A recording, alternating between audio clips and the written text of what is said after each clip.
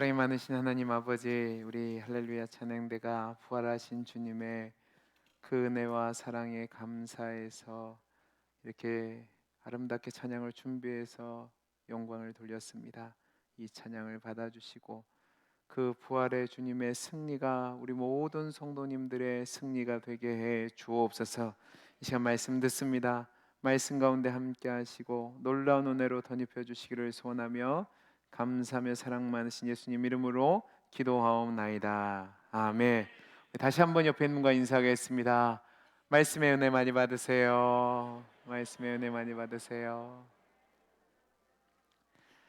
오늘은 우리 주님께서 죽으신 지 사흘 만에 다시 살아나신 날을 기념하여 지키는 부활주일 예배입니다. 죽은 자의 부활은 다른 종교에는 없는 오직 기독교에만 있는 독자적인 선포입니다.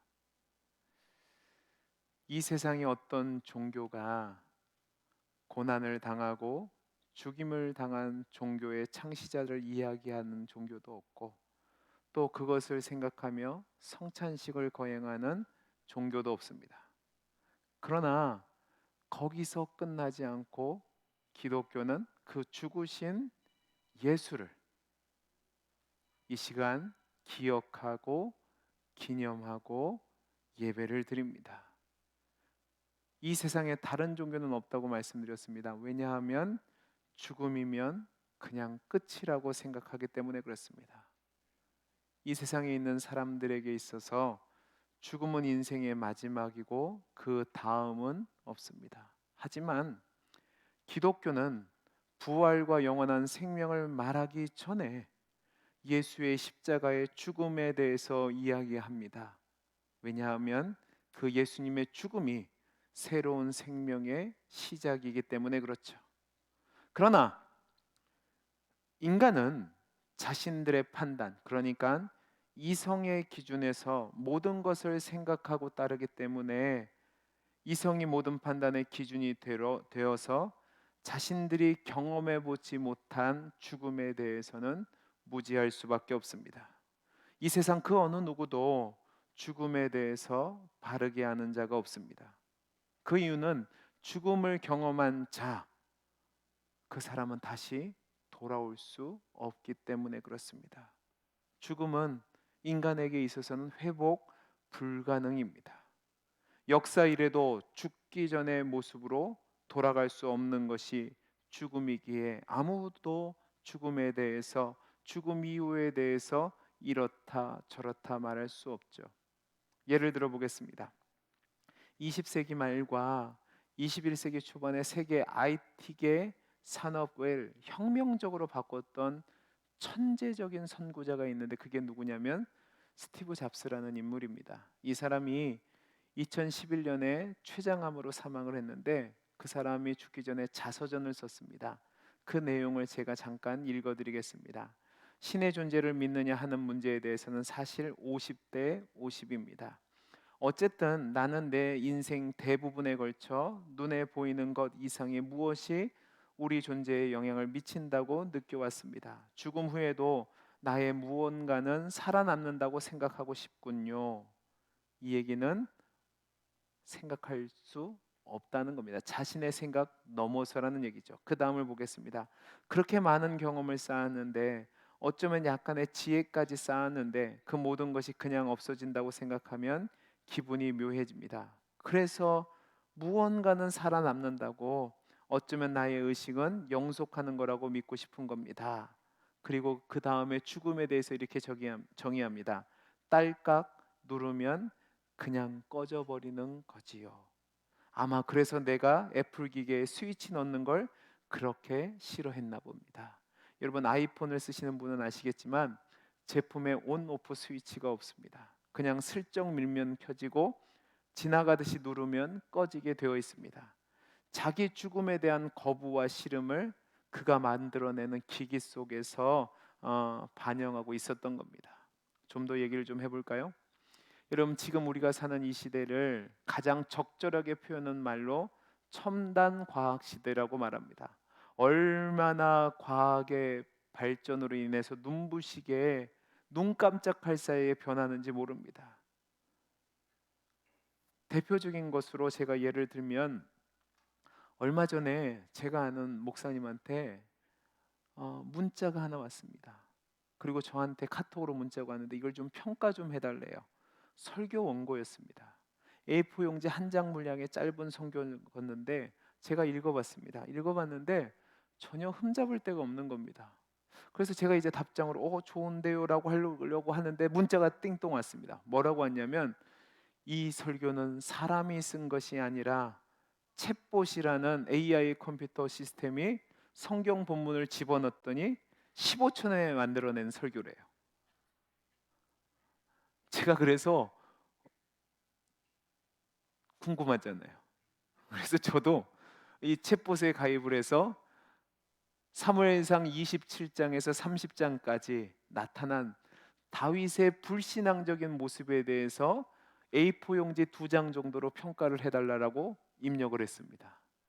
얼마 걸렸을 것 같으십니까? 딱 20초 걸렸습니다.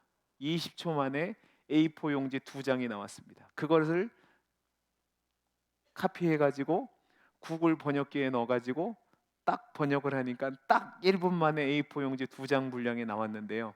제가 읽어봤는데 장난이 아닙니다.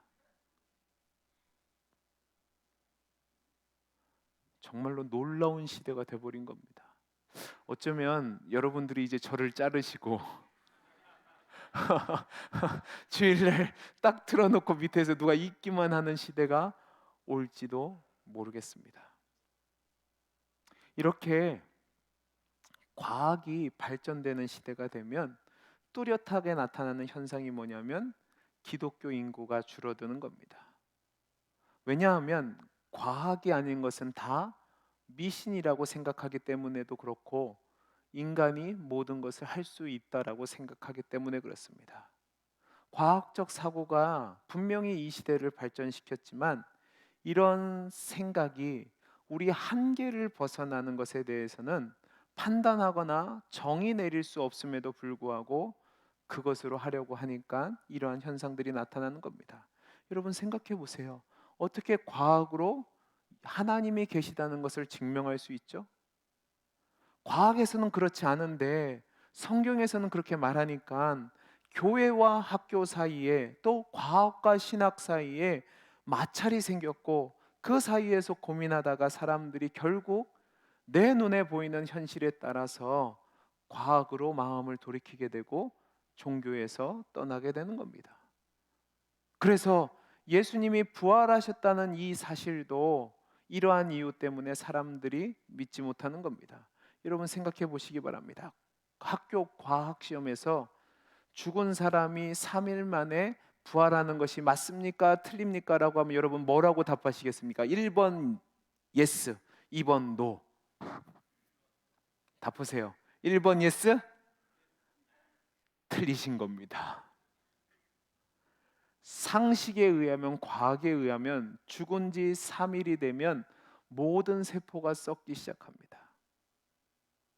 그러면 다시 돌아올 수 없는 겁니다. 죽은 지 3일이 되고 무덤에서 썩어져 가고 있는 것이 다시 정상적으로 회복되고 걸어 다닌다? 과학적으로 납득이 되지 않는 겁니다. 과학으로 말하면 인간의 인격 형성의 요소는 이성인데 그 이성이라는 것을 포기해야지만 이것을 믿을 수 있어요. 정상적인 이성으로는 어떻게 죽어서 썩은 냄새가 나는 세포가 다시 재구성돼서 살아서 돌아다닐 수 있는가라고 말할 수밖에 없죠. 그러니까 과학과 신앙 사이에 돌이킬 수 없는 간격이 생기고 이 세상 사람들은 예수님의 부활을 믿지 못하는 겁니다. 그러나 저와 여러분 그리고 전 세계에 흩어진 수많은 예수 믿는 사람들은 바로 오늘 우리 주님이 그 과학의 한계를 넘어서 죽은 채로 계시다가 다시 살아났다고 믿고 예배를 드립니다. 아멘이십니까? 자, 그러면 왜 그럴까? 예수 믿는 사람들은 모두가 이석이 자기 분열증에 걸려서 그러는 걸까? 아니면 무지해서 그럴까? 아니요.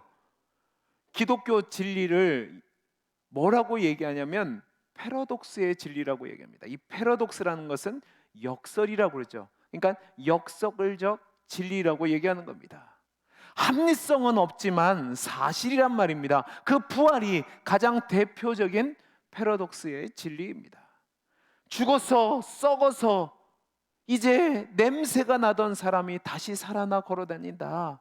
이 말은 절대로 합리적인 말이 아닙니다. 일반성이 있는 말도 아니고 말도 안 되는 말입니다. 그러나 이것은 사실이에요. 이게 바로 패러독스의 진리입니다. 합리적으로 설명할 수는 없지만 그러나 실제로 일어난 일이에요. 여러분, 과학은 자연의 법칙으로 볼 때 합리적인 것을 믿습니다. 그러나 우리는 이성과 진리를 초월하는 영적인 진리와 함께 힘이 존재한다는 것을 믿습니다. 그게 신앙이에요. 하나님을 믿는 것은 우리의 이성으로 납득돼서 믿는 것이 아니라 우리의 이성을 초월한 신비이기 때문에 믿는 거죠. 여러분, 내 이성으로 납득되는 것을 믿는다면 그건 신앙이 아닙니다. 자, 그러면 성경에서는 예수님의 부활에 대해서 뭐라고 말씀하셨을까? 우리가 성경을 하나님의 말씀이라고 얘기하는데 여러분, 구약 성경을 보면 여러 군데에 메시아가 이 땅에서 부활할 것을 예수님이 오시기 수백 년 전에 미리 예언을 해놨습니다. 제가 신앙강에서 오늘 한 구절만 읽어볼 텐데요. 시편 16편 9절에서 11절 말씀입니다. 이 시편은 다윗이 지은 시인데 우리가 분류할 때 메시아시라고 얘기합니다. 자, 우리 같이 한번 읽어보죠. 시작. 이러므로 나의 마음이 기쁘고 나의 영도 즐거워하며 내 육체도 안전히 살리니 이는 주께서 내 영혼을 수월에 버리지 아니하시며 주의 거룩한 자를 멸망시키지 않으실 것임이니이다. 주께서 생명의 길을 내게 보이시니 주의 앞에는 충만한 기쁨이 있고 주의 오른쪽에는 영원한 즐거움이 있나이다. 여러분, 이 말씀을 보면 주께서 내 영혼을 수월에 버리지 아니하시고 주의 거룩한 자를 멸망시키지 아니할 거라는 예언을 합니다. 그리고 그 말씀대로 우리 예수님이 부활하신 거죠. 그 다음으로 제일 신빙성 있는 부활에 대한 예언은요, 바로 예수님 자신이 하신 예언입니다. 마태복음 16장 21절 말씀을 보면 베드로와 제자들에게 주는 그리스도시요 살아계신 하나님의 아들입니다라는 고백을 들으신 예수님이 이렇게 예언을 하십니다. 우리 같이 한번 읽어보죠. 시작. 이때로부터 예수 그리스도께서 자기가 예루살렘에 올라가 장로들과 대제사장들과 서기관들에게 많은 고난을 받고 죽임을 당하고 제3일에 살아나야 할 것을 제자들에게 비로소 나타내시니. 그리고 이 예언은요, 한 번이 아니라 몇 번이나 제자들에게 말씀하셨어요. 하지만 문제는 예수님의 제자들이 이성에 국한된 신앙을 가졌던 제자들에게는 자신들의 뜻과 맞지도 않고 납득이 되지 않으니까 믿지 못한 겁니다. 모두 다 예언된 것이 이루어졌음에도 불구하고 제자들과 당시 사람들은 예수님의 부활에 대해서 믿기가 힘들었던 겁니다. 또 다른 부활의 증거를 보면 부활의 사건을 생생하게 경험한 사람들의 증거가 있습니다. 바울이 고린도서에서 뭐라고 얘기하냐면 만삭되지 못한 나에게 그 부활의 주님이 나타나기 전에 제자들과 또 여자들과 500명 이상의 사람들에게 나타나셨다라고 이야기를 합니다. 자, 그런데 이거는요, 우리 편이니까 신빙성이 없을 수 있습니다. 그런데요, 성경을 보면 예수님을 핍박하고 십자가에 못 박고 무덤을 지키던 로마 군인들의 증언이 나옵니다.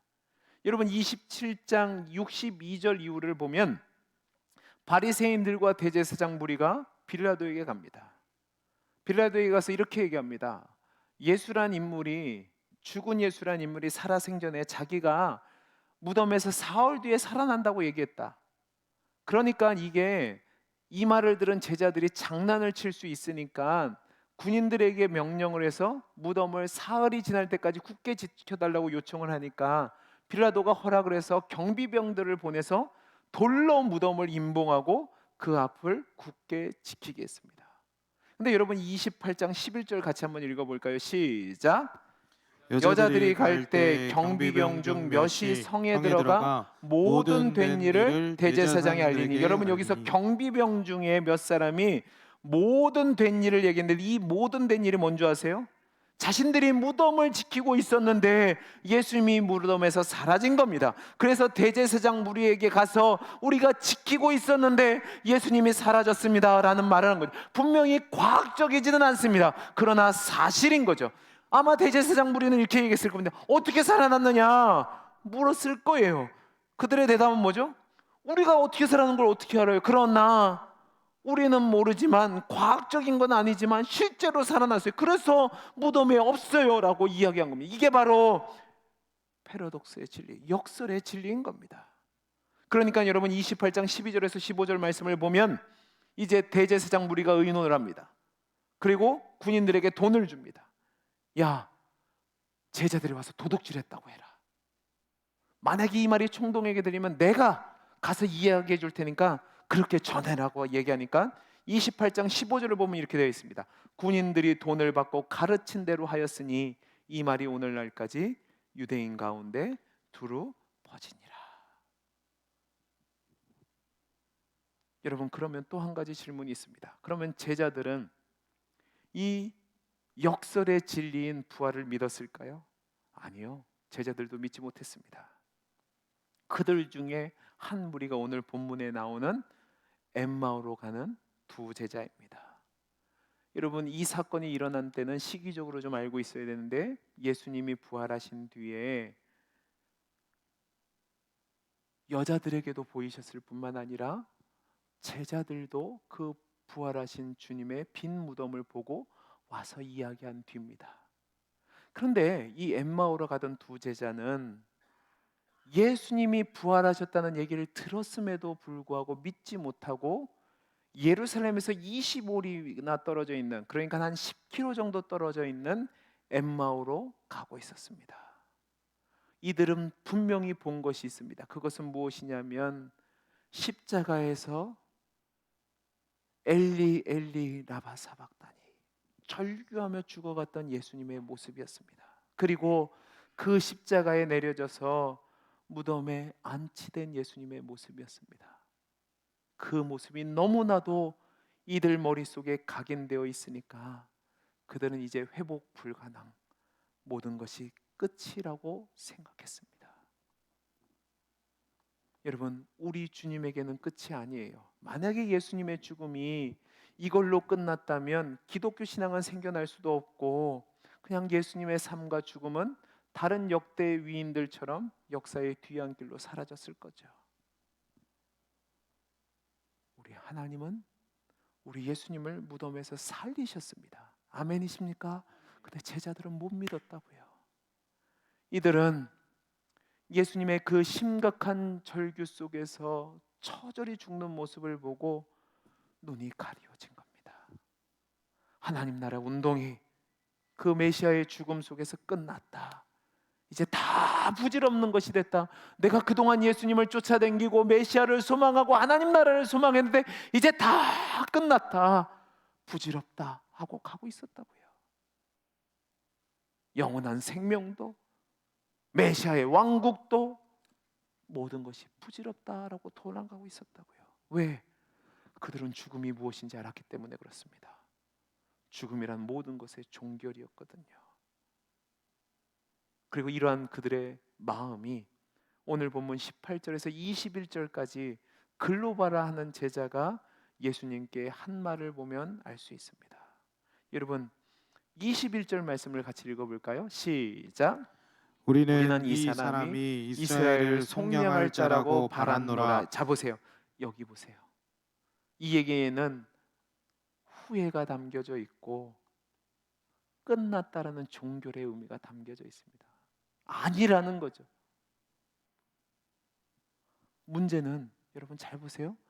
문제는 여기서 끝난 게 아니라 이들이 놀라운 소식을 들었다는 사실입니다.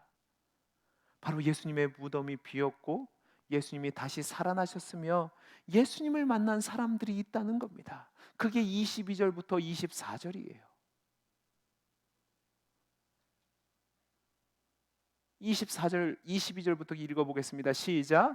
또한 우리 중에 어떤 여자들이 우리로 놀라게 하였으니 이는 그들이 새벽에 무덤에 갔다가 그의 시체는 보지 못하고 와서 그가 살아나셨다 하거든 천사들의 나타남을 보았다 함이라. 또 우리와 함께한 자 중에 두어 사람이 무덤에 가 과연 여자들이 말한 바와 같음을 보았으나 예수는 보지 못하였느니라 하거늘. 여러분 잘 보세요. 예수님이 부활하셨다는 얘기를 여자들에게 또 동료했던 제자들에게 들었어요. 그러면 이들의 반응이 어떻게 돼요? 이미 예수님이 그들에게 몇 번이나 하신 말씀입니다. 그러면 그 예수님이 부활하셨다는 걸 믿고 그 자리에 기다리고 있어야 되는데 그들은 자신들이 들은 소식을 그대로 받아들일 수가 없었어요. 믿고 의지했다는 선생을 상실했고 또 지금까지 갖고 있던 모든 기대가 무너진 것을 경험하니까 억울함과 울분과 낙심이 그들의 마음을 가득 채우니까 눈이 멀었다고요.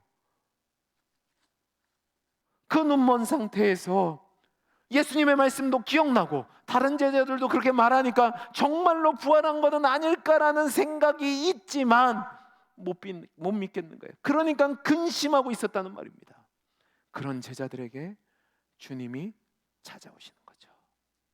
15절에서 17절 말씀인데 여러분 15절 16절 말씀을 우리 같이 한번 읽어보겠습니다. 시작. 그들이 서로 이야기하며 문의할 때 예수께서 가까이 이르러 그들과 동행하시나. 여러분 잘 보세요. 예수님이 그들에게 가까이 오셨습니다. 여러분 이 제자들이 예수님의 얼굴을 알았을까요? 몰랐을까요? 빨리 대답하세요. 알았을까요? 몰랐을까요? 알았죠. 그러니까 제자들 아니에요. 그런데 16절 말씀 보시기 바랍니다. 시작. 그들의 눈이 가리워져서 그인 줄 알아보지 못하거늘. 부활하신 예수님을 봤는데요 알지를 못해요. 왜요? 눈이 가려졌어요. 예수님의 죽음이 너무나도 참담한 죽음이었기 때문에 예수님이 실패자로밖에 보이지 않는 겁니다. 죽은 무덤에 묻힌 그냥 한 명의 선생으로밖에 보이지 않는 겁니다. 그러니까 그들에게는 부활이 도무지 일어날 수 없는 거니까 부활을 믿지 못하는 겁니다. 부활하신 주님이 옆에서 말을 걸고 있는데도 여러분 대화할 때 이러고 얘기합니까? 아니면 얼굴 보고 얘기합니까? 빨리 얘기해 보세요. 이러고 얘기합니까? 얼굴 보고 얘기합니까? 얼굴 보고 얘기했죠. 근데 얼굴을 봤는데 예수님인지 몰라요.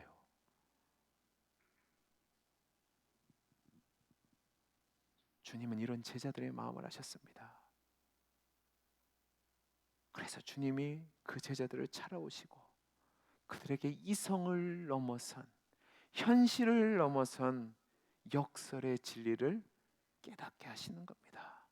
더 이상 절망에 사로잡혀 있지 않고 그들의 이성을 넘은 역설의 진리를 확인하게 하심으로 그들이 신뢰함과 담대함으로 이제 제자의 사명을 가지고 다시 돌아가게 하도록 하기 위해서 그렇게 한 거죠. 그게 바로 오늘 말씀 25절에서 31절 말씀입니다. 25절을 보면 주님이 저들의 미련함과 믿음 없음을 책망하십니다. 그리고 자신의 고난과 죽으심과 부활에 대해서 모세와 모든 선지자의 글들로 시작해서 모든 성경에 대해서 성경에서 자신에 대해서 이야기한 바를 자세히 풀어서 설명해 주십니다. 그런데도 제자들은 믿지 못합니다. 아니 깨닫지 못했습니다. 그러던 중에 마을에 도착합니다. 예수님은 이제 날이 저물었으니까 그냥 그들과 함께 머물지 않고 가려고 하는데 제자들이 함께 유해해 주십시오 강권을 하니까 예수님이 그들과 함께 들어가십니다. 그리고 그들과 함께 잡수실 때에 떡을 가지고 축사하시고 그들에게 떼어 주실 때 놀라운 일이 일어납니다. 바로 31절입니다. 우리 같이 한번 읽어보죠. 시작. 그들의 뭐요? 눈이 밝아져 그인 줄 알아보더니 예수는 그들에게 보이지 아니하시니라. 여러분 뭐라고요? 예수님이 떡을 떼어 주시니까 그들의 눈이 밝아져서 이제 부활하신 예수님을 보게 되는 겁니다. 그 다음 32절에서 34절 말씀을 보시면 이들의 반응이 나옵니다. 시작.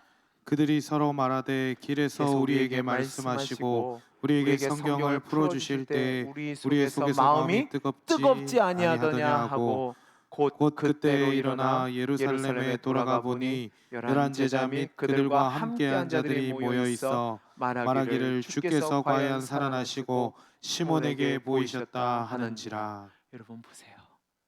낭망에서 모든 것이 끝났다고 엠마오로 가던 두 제자가 즉시 일어나 예루살렘으로 돌아갑니다. 그리고 그 제자들에게 가기 위해서 예루살렘으로 가는 도중에 이렇게, 맞다, 예수님 말씀하실 때 우리 마음이 뜨겁지 않더냐.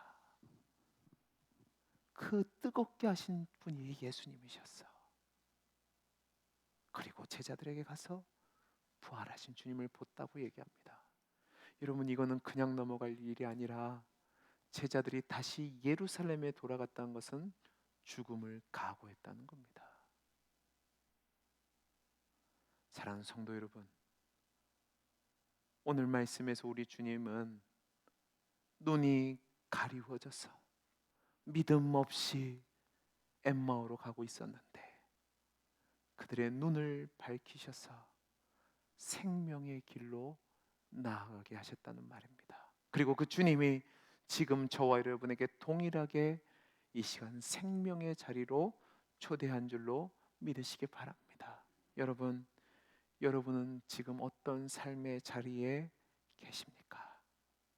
혹시 엠마오 도성의 제자들이 그러했던 것처럼 슬픈 마음을 품고 계시지는 않으십니까? 열심히 살았는데 열매 없는 삶에 지쳤고 그런 삶에 지겨워하면서 살고 있고 오히려 마음속으로 이제 포기해야 되지 않을까, 오히려 끝내야 되지 않을까라는 절망적인 마음을 갖고 계시진 않습니까? 여러분, 어쩔 수 없이 살아야 된다는 그 마음 때문에 낙심하고 버티고 계시지는 않습니까?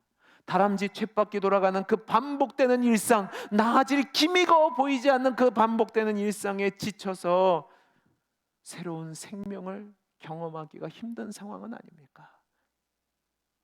어쩔 수 없이 버티고 살아가고는 있지만 마음이 너무도 슬프고 절망적이고 힘드니까 말씀을 들어도 깨닫지 못하고 감격도 없고 생명도 없고 의심만 쌓이고 있지는 않습니까? 혹시 여러분의 눈이 이성이라는 것 때문에 가로막혀서 부활하신 예수님을 믿는다고 말은 하지만 마음속으로는 믿어지지 못하고 그냥 과연 사실일까 하고 계시지는 않으십니까?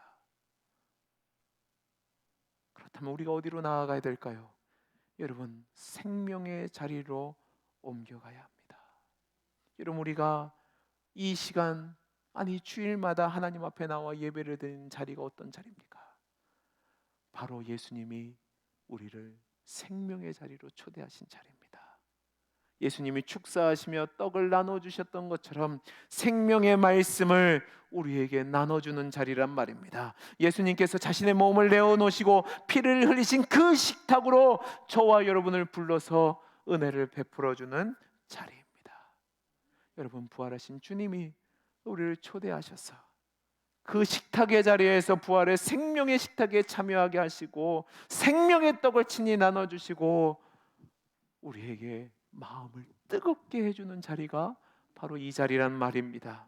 그래서 여러분, 우리가 예배드릴 때 우리가 지금까지 살고 있던 절망의 땅, 죽음의 땅, 생명을 위협하는 그 삶의 자리에서 낙담이 되고 절망이 되어서 더 이상 소망이 없는 그 자리에서 우리 주님은 예배 가운데 임재하여 주셔서 저와 여러분의 눈을 뜨게 해주셔서 부활의 주님을 보게 함으로 말미암아 생명의 땅으로, 소망의 땅으로, 열정의 땅으로, 이쯤 되면 아멘 하셔도 되는데요, 진짜 그러기에요? 기쁨이 회복되고 눈물이 멈추는 자리로 우리를 부르시는 자리입니다. 여러분, 이 예배의 자리야말로 우리로 하여금 눈을 뜨게 해주셔서 예수님을 만나게 하고 선포되어지는 말씀에 마음이 뜨겁게 되고 감사와 감격으로 다시 삶의 자리로 나아가게 하는 자리란 말입니다. 그래서 우리는 오늘 하루만이 부활절이 아니라 1년 52주가 아니 1년 365일 전부가 부활하신 우리 주님이 우리와 함께 음식을 나누며 우리의 눈을 띄워주는 순간이라는 사실을 믿으시기 바랍니다. 그리고 그 주님의 말씀을 품고 우리의 삶의 자리로 나아가는 거죠. 여러분, 우리가 오늘 예배드린 뒤에 이제 목별로 순별로 나아가서 예수님을 증거합니다. 이 세상 사람들이 여러분이 전한 그 복음을 귓등으로도 듣지 않을 수도 있습니다. 너나 잘 믿어라라고 할 수 있습니다. 그러나 그럼에도 불구하고 우리가 나가는 이유는 무엇이죠? 바로 우리에게 생명이 있기 때문에 그렇습니다. 여러분의 삶의 자리가 어떤지는 전 잘 모릅니다. 그러나 분명한 사실은 우리의 이성으로 말이 되지 않는 예수의 부활을 우리가 믿을 때에 우리 하나님께서 우리에게 은혜를 주셔서 우리의 영적인 눈이 열릴 때에 그 부활을 아멘으로 받아들이면 이제 우리의 가슴은 뜨거워지고 우리는 힘을 얻고 삶의 자리로 돌아갈 수 있습니다. 부활의 주님의 식탁을 여러분은 예외 없이 부르심을 받았다는 사실을 기억하시기 바랍니다. 그 주님을 만나면 주님이 여러분의 눈을 띄워주셔서 그 삶의 자리를 바꾸실 겁니다. 물론 현상은 그대로일 수 있습니다. 그러나 주님이 함께하면 아무리 절망적인 자리라 할지라도, 아무리 소망 없는 자리라 할지라도, 아무리 모든 것이 끝났다고 생각하는 그 자리라 할지라도 마음을 뜨겁게 하시고 다시 사명을 갖게 하시고 다시 살아나게 하시는 거죠. 그 부활의 주님을 만나는, 그 부활의 주님이 믿어지는 귀한 은혜가 여러분에게 있기를 간절히 소원합니다. 그리고 그 부활의 주님으로 뜨거운 마음을 가지고 다시금 삶의 자리로 나아가셔서 살아내시기 바랍니다. 어떻게 해요? 부활의 증인으로요. 그 은혜가 저와 여러분에게 임하기를 간절히 소원합니다. 기도하겠습니다. 사랑이 많으신 하나님 아버지, 내 삶의 현실이 너무나도 힘들고 참혹스럽고 절망적이어서 아무것도 보이지 않고 그냥 한숨만 나오고 눈물만 나오는 상황일 수 있습니다. 그래서 주님이 찾아오셨음에도 불구하고 보이지 않는 영적으로 눈이 가려워진 상태일 수도 있습니다. 그러나 오늘 부활절, 부활하신 주님께서 우리 모든 성도님들의 삶의 자리에 찾아가 주셔서 말씀하여 주시고 생명의 떡을 나누어 주셔서 눈이 열리게 하셔서 그 부활의 주님을 보게 하시고 믿게 하시고 그 뜨거워진 마음으로 다시금 살아낼 수 있도록 은혜를 베풀어 주옵소서. 은혜 주시기를 소원하며 감사하며 사랑 많으신 예수님 이름으로 기도하옵나이다. 아멘. 우리 다 함께 160